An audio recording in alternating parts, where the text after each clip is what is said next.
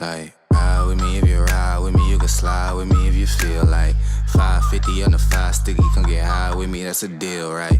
Ride with me if you ride with me, you can slide with me if you feel like.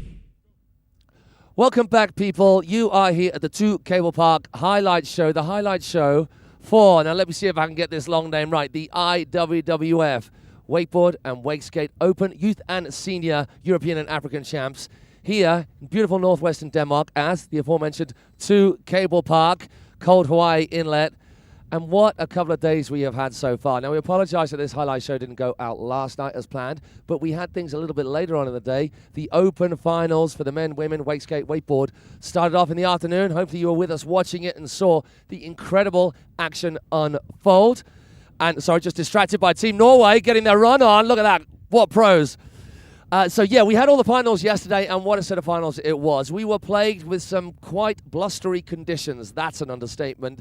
And unfortunately, we're starting off here today, the first day of the Youth and Senior Championships with similar conditions. It is blowy out there, but the level of riders that we have, the level of riding that they came up with was still mind-blowing regardless of the conditions, and mind-blowing considering these conditions. We expect more of the same. Many of the riders in the open categories, the open competition that was the first 2 days of events, previous days, are going to be riding in today's. Now, just to explain for those of you back home what that means. We have 2 sets of European and World Championships. We have got the open, which is the best of the best, the top dogs and dogettes in wakeboarding and wake skating and seated.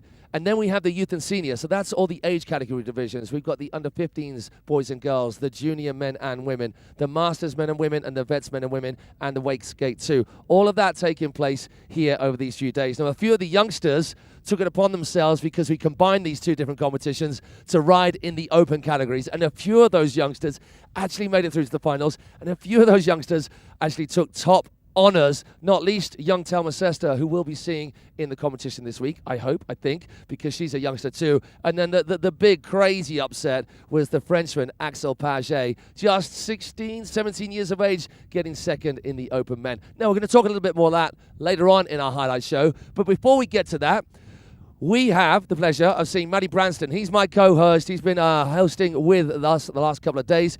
If you've just joined us, you may have seen him a few years ago at the Open Europeans and African Champs in Poland at Wake Park Stavicki. He's back here with us this year, and he got out on the water to give that park a go just to get a feel for it. Because as I say in this intro, it's all very well and good us having a little bit of wakeboarding knowledge and assessing what's easy, what's not, what's difficult out on the water. But there's nothing like getting on the water yourself. So that's exactly what Matty did. Enjoy.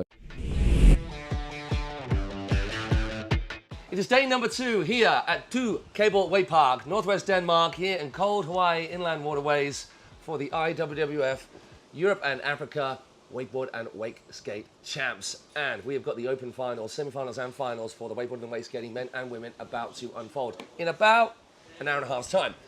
But it's been practice all morning and up until this point for all of our riders, both the open riders and the riders who will be competing later on in the week for the other categories. But before we start the competition, just to give myself and Maddie a real true feel for what that course out there is like and what the conditions are like today, because the conditions have changed quite considerably, I've decided that we're going to throw Matty Branston out on the water to have a go at 2 Cable Wake Park to see exactly what it is like. Now, we can assess what the features are kind of like, what the layout's like, what it is like trying to get from one feature to another, trying to pick out air tricks in between all these features on the certain parts that air tricks are good for. But there is nothing like getting out there yourself and actually having a ride to see what the tension's like, what the time and space like is between features. So Matty's going to give it a go. Going to go right off the dock, heel side hit. Oh, risky biscuit.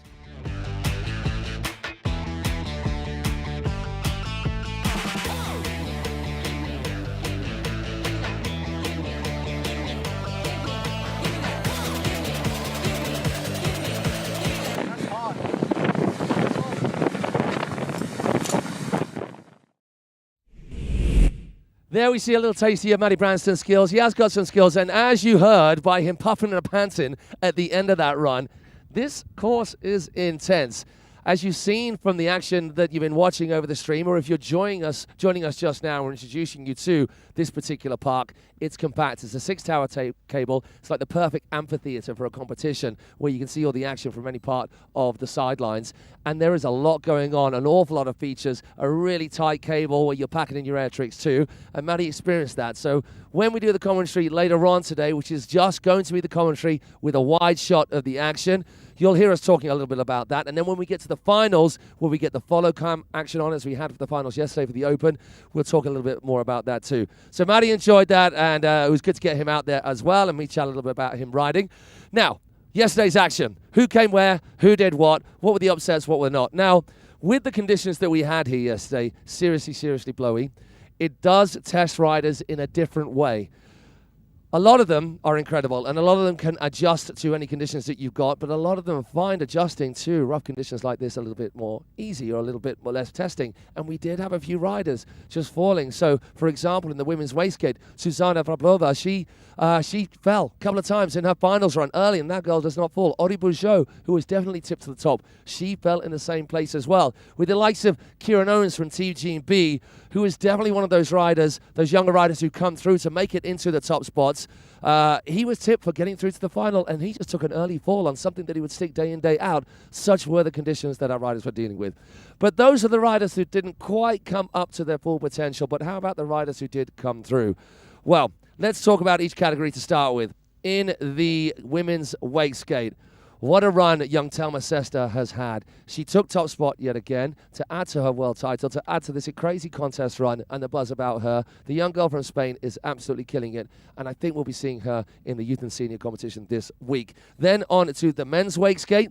It was really tight, and obviously conditions like this are not ideal for any kind of wake activity, least of all wake skating. But wow, Maurizio Marassi, what a stellar run he came up with. It was really tight between the top guys, Maurizio, Dennis, and Maxime. And you got a feel for Maxime, who comes into this event with the European title in his pocket, wanting to retain that title. And obviously he was frustrated at where he ended up, but he's an incredible rider. Dennis doing great to get from third place last year to second place this year.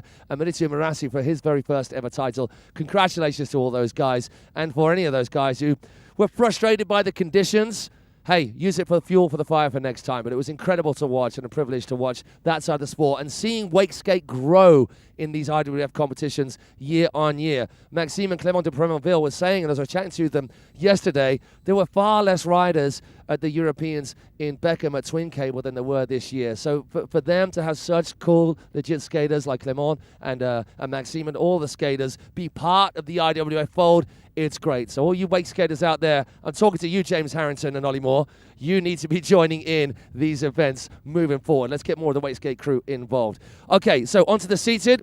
Meme, what can we say about Emmanuel Pennini? What a run from him. We had great performances from the other riders, from Vincent Salcha, who came in with a wall ride in a seated situation. How do you do a wall ride? It was mental. And then Alexander Helander doing this crazy wrap thing. He went up the Andy Kolb, landed backwards, wrapped, stayed in that wrap position, full Victor Salmon style, goes into the pull backwards, pops out 180, rides it away. Some of the standout tricks. But Meme taking another title. And I know he was dealing with some stuff yesterday, so our love goes to you and yours, Meme, out there as well, for coming away and honoring your friend with that victory. Okay, what do we got next? We've got the Open Men's Women's Wakeboard.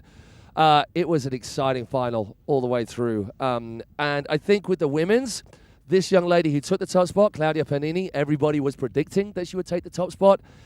And she did. But what was really incredible about the women's final is that it was Italy 1, 2, and 3. In fact, it was Italy right the way through the day in terms of the finals.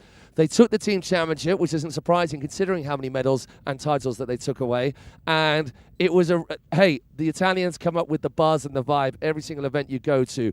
So if ever you're going to hear a national anthem that isn't yours, it's probably going to be the Italian national anthem, because it's a buzzy one, and those guys singing all the way through, made for the prize giving to be really special. So well done to those young ladies. Also, two of them that we'll be seeing, it is...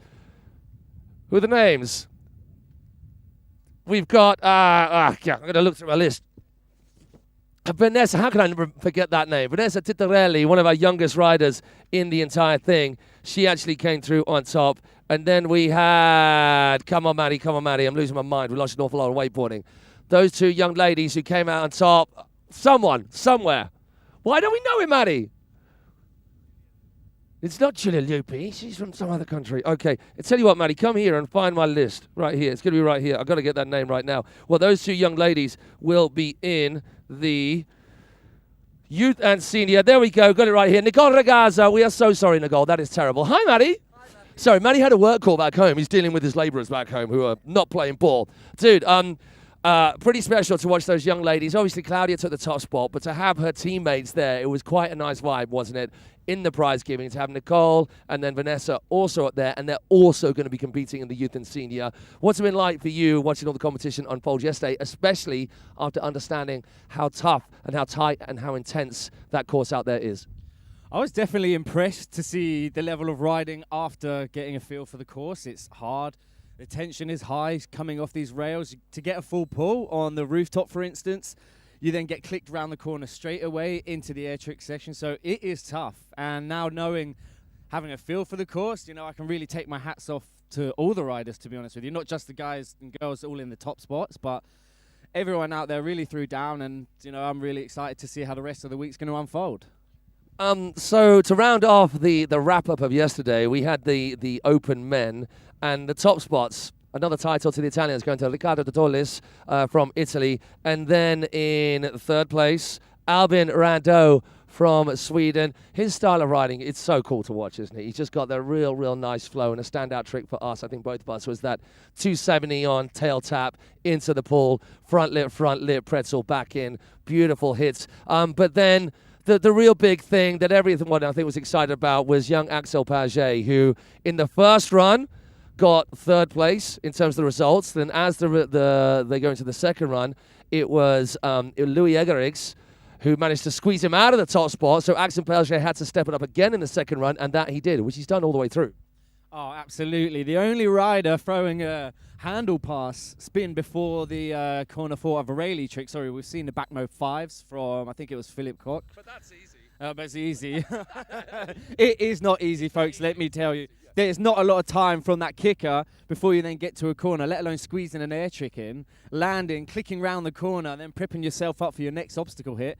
It's tough. It is tough. So, again, take my hats off to Axel. He absolutely threw it down. He knew what the competition was, and he delivered the goods, 100%. Yeah, he was actually sitting behind 3 riders, and then he managed to squeeze himself ahead of Albin after and Albin came up back in and couldn't get ahead of young Axel Paget, which is, that's a feather in the bow for young Axel Paget. So congratulations to him. And then, of course, our champ, Riccardo Totolis, who nailed it with his very first run, as was the case with all the finals. Our riders who won all nailed it with their first run. Okay, so that's yesterday. We're going to chat a little bit more about today coming up. But you, Maddie, were out chatting to a few of the riders. You chatted to Albin, to Stefan Hahn. I tell you what, Stefan Hahn, when you're done with wakeboarding, you've got a career in media, like the most consummate professional answers we've ever heard.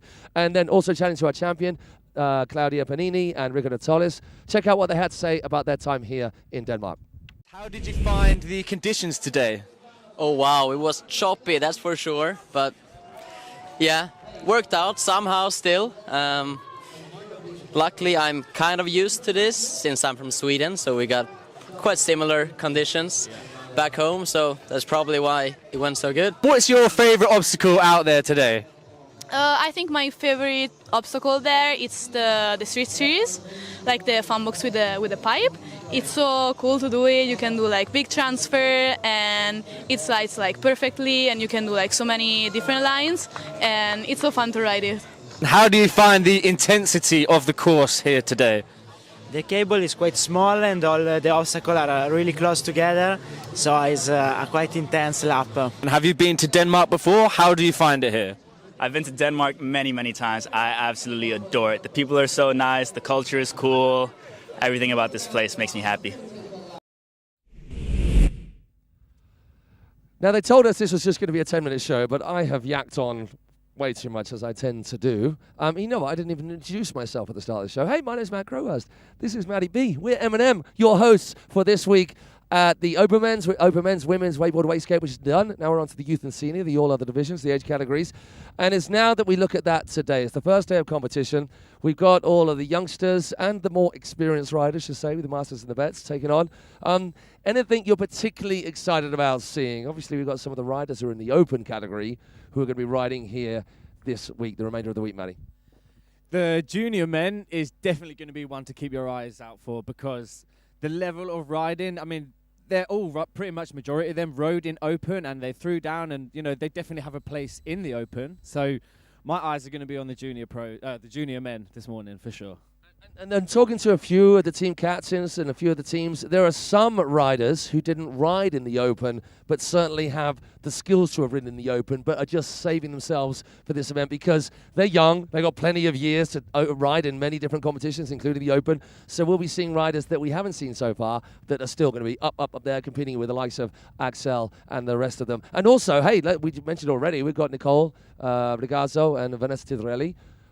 They made podium already this week. Will they make podium again? So, guys, we hope you can join us in audio form for today. Just to remind all of you who are watching this, who are going to tune into the stream, who are wondering, why aren't they following the riders and it's just a wide shot? For the qualifying rounds, we're just going to stick with a wide shot. And us commentating, because Maddie and I were commentating here live on site as well. Come finals time, we'll get nice in close and personal on all the action, as we and our incredible How Film media team did all day yesterday. So please make sure you join us. We'll be going live at 2. Enjoy the rest of the day.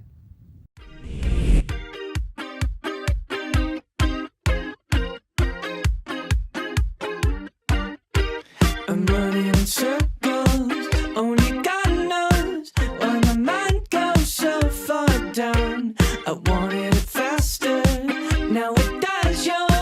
Is the tempo I like? How do people get over all the heartbreak and the torn up sawdust nights? I guess it's all on my shoulders.